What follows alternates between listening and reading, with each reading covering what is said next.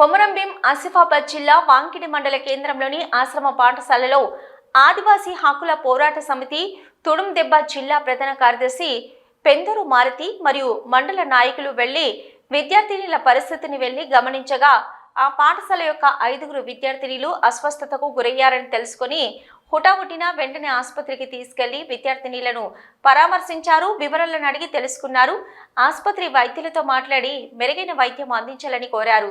అనంతరం ఆశ్రమ పాఠశాల ముందు విలేకరులతో మాట్లాడుతూ ఆశ్రమ పాఠశాల యొక్క విద్యార్థినులను ఏమాత్రం పట్టించుకోకుండా కనీసం చిత్తశుద్ధి లేకుండా వ్యవహరిస్తున్నారని, గత నెల అస్వస్థతతో మరణించినా కూడా ప్రభుత్వానికి బుద్ధి లేదని తీవ్రంగా ధ్వజమెత్తారు. ఆశ్రమ పాఠశాల విద్యార్థినిల ప్రాణాలతో ప్రభుత్వ అధికారులు కావచ్చు, రాష్ట్ర ప్రభుత్వ నాయకులు కావచ్చు ప్రాణాలతో చెలగటమాడుతున్నారని, ఇప్పటికైనా ప్రభుత్వం బుద్ధి మార్చుకోవాలని, ఏ ఒక్క విద్యార్థినికి ఏమైనా జరిగితే తర్వాత పరిణామాలు వేరే విధంగా ఉంటాయని ఆదివాసీ హక్కుల పోరాట సమితి తుడుందెబ్బ జిల్లా కమిటీ తరపున హెచ్చరిస్తున్నామని తెలిపారు. ఈ కార్యక్రమంలో ఆయనతో పాటు తుడుందెబ్బ మండల నాయకులు కొట్నక రామ్సావ్, కనక ప్రకాష్ మరియు తుడుందెబ్బ మండల నాయకులు తదితరులు పాల్గొన్నారు. ఆశ్రమ పాఠశాల బాలికల ఆశ్రమ పాఠశాల వాంకిడి మండల కేంద్రంలోని పాఠశాలలోని గిరిజన బాలికలు కొంతమంది నేడు అస్వస్థతకు గురి అయి ప్రభుత్వ ఆసుపత్రిలో చేరడం జరిగింది.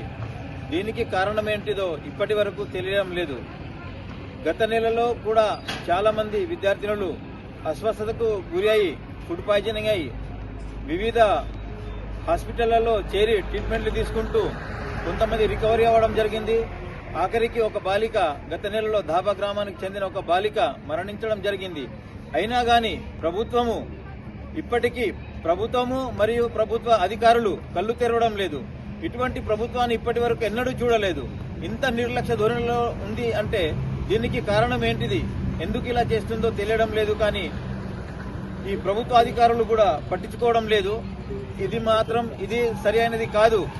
దీనిని ఖండిస్తూ ఆదివాసీ హక్కుల పోరాట సమితి తుడుందెబ్బ హెచ్చరిక జారీ చేస్తున్నది. ఇప్పటికైనా గానీ కళ్ళు తెరిచి ప్రభుత్వం మరియు ప్రభుత్వాలు అధికారులు పట్టించుకొని సరి అయిన న్యాయం చూసి పిల్లలను ఆరోగ్యాన్ని పట్టించుకోకపోతే మాత్రం తీవ్ర పరిణామాలు ఎదుర్కోవాల్సి వస్తుందని జిల్లా కమిటీ తరఫున హెచ్చరిస్తున్నాం.